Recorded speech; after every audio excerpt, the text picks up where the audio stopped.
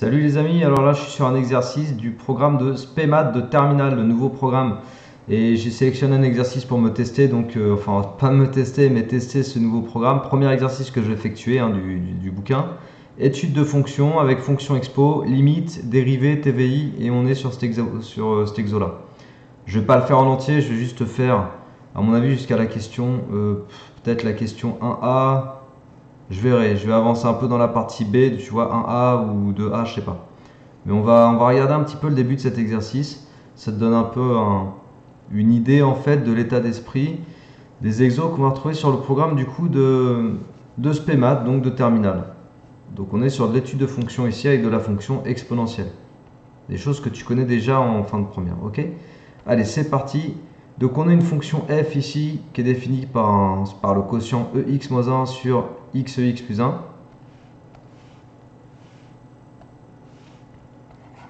Je vais la réécrire.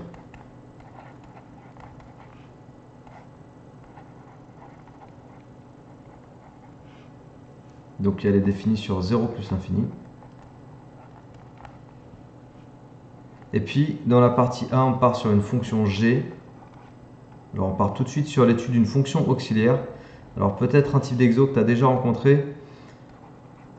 C'est un exercice ou un type d'exercice où on va te faire étudier une fonction en parallèle qui va nous servir à l'étude de la fonction de départ. La fonction de base, c'est notre fonction f, mais on fait un petit crochet en étudiant la fonction g. Et après on reviendra sur la fonction f, tu vois, en partie B, étude de la fonction f. Mais d'abord, toute la partie A, c'est la fonction g de x, donc qui est ici. Étudier le sens de variation de la fonction g sur 0 plus l'infini. Bon, première question, c'est les variations de g. Alors évidemment, on ne te demande plus dérive la fonction, puis étudie le signe de sa dérivée, en déduire les variations. Maintenant, c'est variation de g, tu vois. À toi de dire, bon, bah du coup, il faut que je dérive, étudier le signe de la dérivée, etc. etc. Alors g, je rappelle son écriture, g de x, c'est x plus 2 moins exponentielle x. Ouais. Donc g', la dérivée de x plus 2, c'est 1. La dérivée d'exponentielle x, là, c'est facile, c'est exponentielle x. Il faut étudier le signe de ça sur 0 plus l'infini. Donc signe de g' sur 0 plus l'infini. Alors il y a des techniques pour ça. Vu que ce n'est pas une fonction affine, un polynôme du second degré, etc., il faut poser l'inéquation, il faut directement résoudre. Par exemple, g' supérieur à 0. Et ça, tu verras, je l'ai expliqué dans d'autres vidéos sur ma chaîne. Tu vas dans les playlists sur les fonctions expo et puis tu vas voir comment on fait pour étudier ce genre de signe. Donc je démarre soit de g' positif, soit g' négatif. Tu fais l'un ou tu fais l'autre. Tu fais pas les deux, c'est pas nécessaire. Tu peux si ça te fait plaisir. Mais après, voilà, t'as pas besoin, sinon c'est de la perte de temps en fait. Donc ça m'amène à ça. 1 c'est exponentielle 0, ça on le sait. Et du coup, pour que e de 0 soit plus grand que e de x, il faut que 0 soit plus grand que x. Donc dans l'autre sens, qu'est-ce que je lis? Bah, je lis que quand x est plus petit que 0, g' est positif. Ouais, du coup, j'avais pas pensé que ça ferait ça. Alors du coup, c'est pas que ça m'embête, mais on va mettre ça en sourdine. Et puis je vais te le démontrer autrement, le signe. X est plus grand que 0. Pourquoi? Bah parce que je suis sur l'intervalle 0 plus l'infini. X est plus grand que 0. Ok? Donc, e de x est plus grand que e de 0. D'accord? C'est-à-dire, e de x est plus grand que 1. Parce que e de 0, ça fait 1. Donc, 1 moins e de x, du coup, est négatif. Donc, g' est négatif. Donc ça, c'est g', c'est négatif. Bon, habituellement, ça se fait plutôt comme j'étais parti pour le faire au début. Mais là, effectivement, on tombe dans un cas de figure où la fonction elle va être toujours négative sur l'intervalle. Du coup, autant le démontrer comme ça. Ok, donc on va faire ça, on va mettre ça dans un tableau. Le trait était dégueulasse. C'est mieux. Hop, hop. Donc on est sur 0 plus l'infini. On a le signe de g'. On a dit que c'était négatif. Et du coup, variation de g. Et du coup, la fonction g est décroissante. On va calculer g de 0. Je te rappelle l'expression de g de x, il faut x plus 2 moins e de x. Donc g de 0, ça te fait 0 plus 2 moins e de 0. Alors 0 plus 2 moins e de 0. E de 0, ça fait 1, donc ça te fait 2 moins 1. Ça fait 1, donc ici j'ai 1. Et alors là, qu'est-ce qui se passe? Bah là, c'est une limite. Donc on va faire le calcul de la limite. La limite de g en plus l'infini. Alors, la limite de x plus 2. Quand x tend vers plus l'infini. Quand x devient très grand. Remplace x par 100 000 si tu veux. Quand x devient très grand, bah x plus 2 devient très grand. Donc on dit la limite de x plus 2 en plus l'infini, c'est plus l'infini. La limite d'exponentielle x, quand x devient très grand, c'est aussi plus l'infini. Et ça, c'est une limite qu'on verra dans le cours. Enfin, qu'on voit dans le cours. Du coup, x plus 2 moins e de x, tu as plus l'infini moins plus l'infini. Ça fait surtout pas 0. C'est une forme indéterminée des limites. Alors, pourquoi c'est indéterminé? Parce que tu ne sais pas quel est l'infini le plus grand entre ces deux infinis. Donc l'infini moins l'infini, c'est ce que j'appelle une forme indéterminée.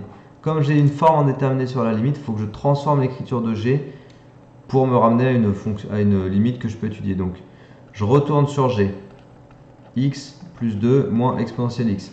Quand on a des formes indéterminées de limites, il y a des techniques qui existent, que tu apprends évidemment quand tu fais le chapitre des limites. Là, la technique, c'est de factoriser par le terme dominant, e de x.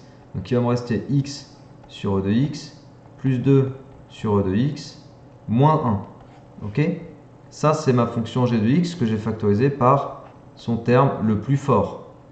Et son terme le plus fort, si on sait que c'est e de x, c'est parce que voilà, on a fait le cours des limites et qu'on sait que e de x est plus fort que x et qu'il est plus fort que 2. Ça, c'est dans le cours sur les limites.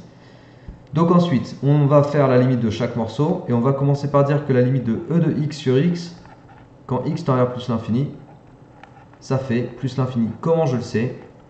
C'est le cours qui m'a permis de savoir ça. Ça s'appelle une limite par croissance comparée. Mais c'est mon cours. Là, je récite mon cours.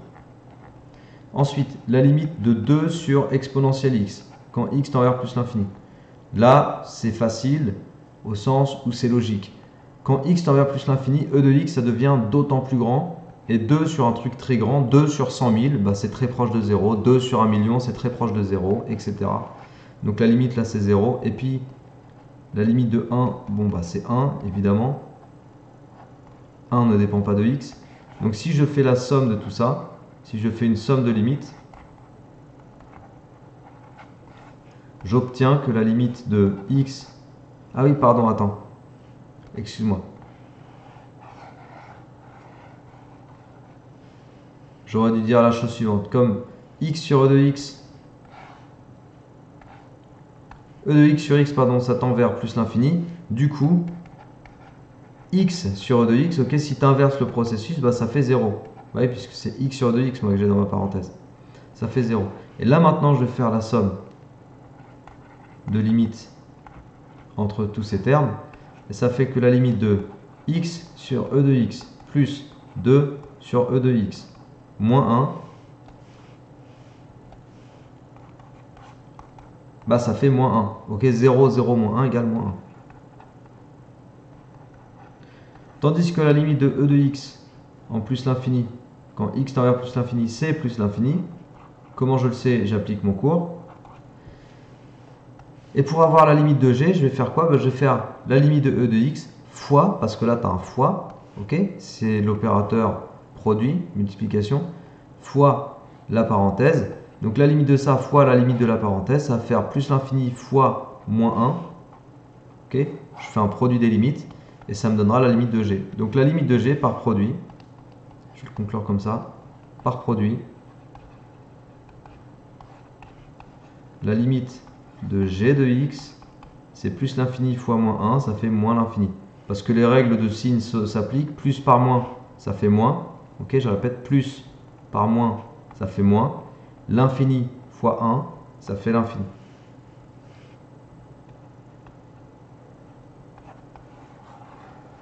Hop, donc ça c'est limite de g quand x tend vers plus l'infini.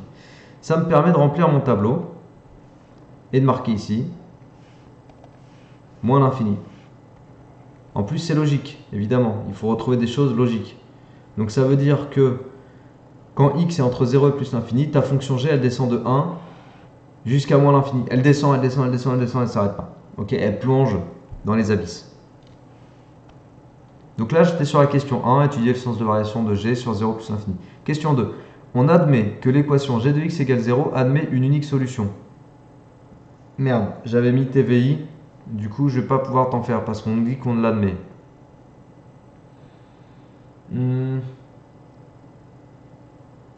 Bon, je vais quand même te montrer dans le tableau ce que ça veut dire. En fait, ta fonction g est continue sur 0 plus l'infini, ok, tu as une continuité. Et puis, on voit bien qu'on passe d'une image qui vaut 1 à des images qui sont très très basses dans les négatifs, moins l'infini. Donc à un moment donné, il se passe quoi? À un moment donné, tu vas croiser 0. Ok, pour passer de 1 à moins l'infini, à un moment donné, ça va être égal à 0. Donc à un moment donné, g de x va être égal à 0. Combien de fois ça va avoir lieu? Une seule fois. Pourquoi? Parce que la fonction est strictement décroissante. Donc, j'ai un antécédent ici qui s'appelle alpha, dont l'image vaut 0. Je vais le justifier ça. Ok, même s'ils me disent de l'admettre, on va le justifier. Allez, je vais le faire. Nouvelle page. Hop. Sur l'intervalle 0 plus l'infini, g est une fonction qui est continue et qui est strictement décroissante. De plus, 0, ok, le 0 là qui est en rouge, c'est bien une valeur intermédiaire dans l'intervalle. Alors l'intervalle que je vais noter, je ne vais pas le noter moins l'infini 1, je pourrais, ok, moins l'infini 1. Moi je préfère le noter comme ça. Je préfère le noter lim de g quand x tend vers plus l'infini. Donc ça en fait, la limite de g quand x tend vers plus l'infini, bah, c'est le moins l'infini qui est ici. Point virgule. G de 0. G de 0, c'est le 1, d'accord? Donc là, j'ai juste dit que 0 est entre ça et ça. Okay, c'est la notation mathématique pour dire que 0 est entre ça et ça, l'intervalle des images. Donc 0 est bien une valeur intermédiaire dans l'intervalle des images. Donc,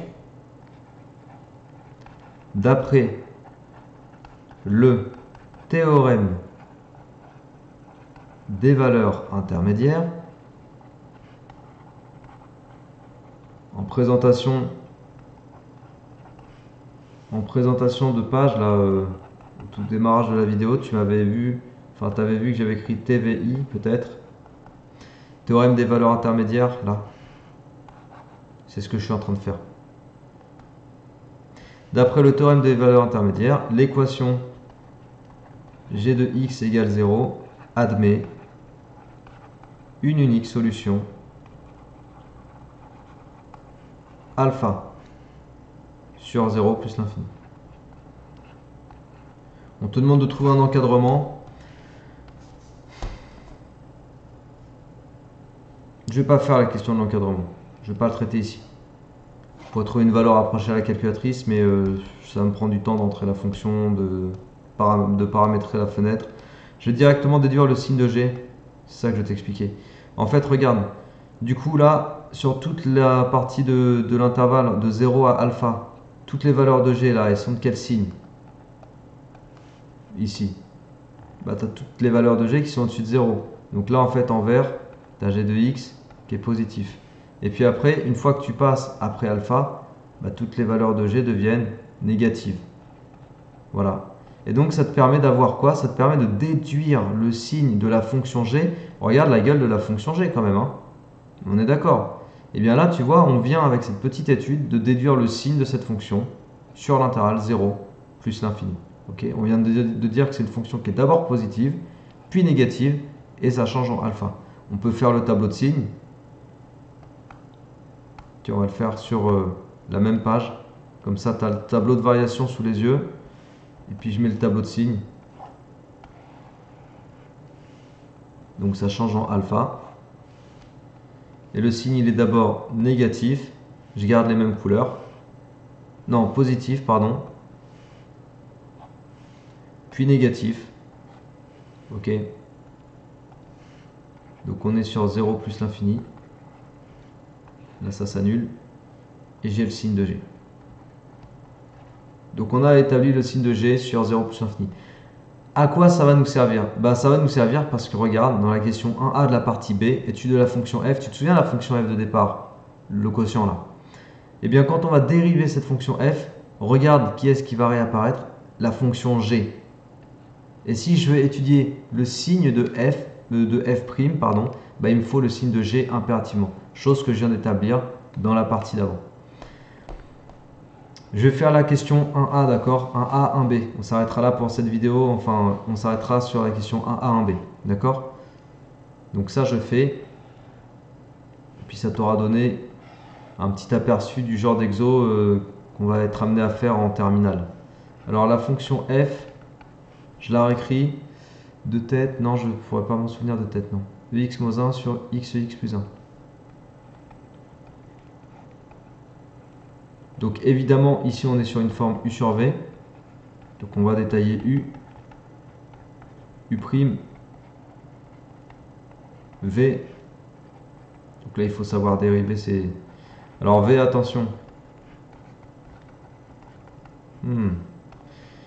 C'est subtil. V, regarde, tu as x de x plus un x de x, c'est un U fois V ça. C'est un produit. Donc pour dériver ça, attention. C'est pas dérivé de x fois dérivé de EX, hein, c'est U', V plus UV'. Ok, c'est un produit. Donc là, pour pas surcharger les lettres, etc. à la lecture, on va directement faire la dérivée de ce truc. Bon, et la dérivée de 1, ça fera 0. La dérivée de ce truc, ça va faire 1 fois E de x plus x fois E de x. Autrement dit, 1 plus x fois E de x. Subtilité ici. Du coup, f', u'v moins uv' sur v carré, u'v moins uv' sur v carré. Et après, tu vas utiliser les trucs là qu'on a trouvé juste au-dessus. Donc u'v, ex fois xex plus 1 moins uv', donc ex moins 1 fois ex fois 1 plus x.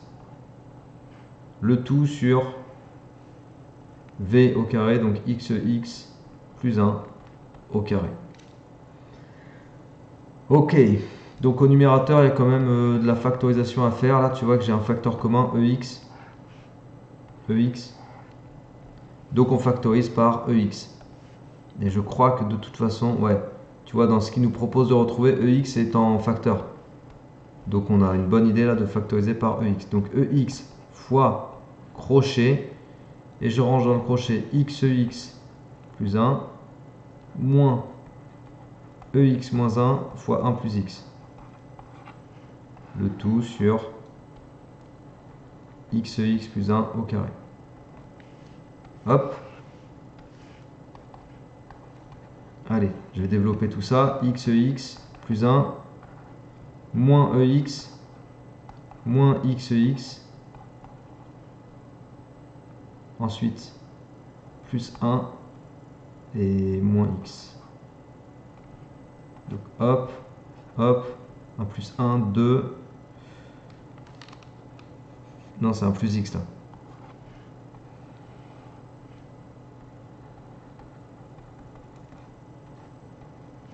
Ok. Effectivement, dans la parenthèse, il va me rester x plus 2 moins ex, le tout sur xex plus 1 au carré, c'est-à-dire ex fois g de x sur xex plus 1 au carré. Voilà, c'est QFD. Ça, c'est la fonction f'.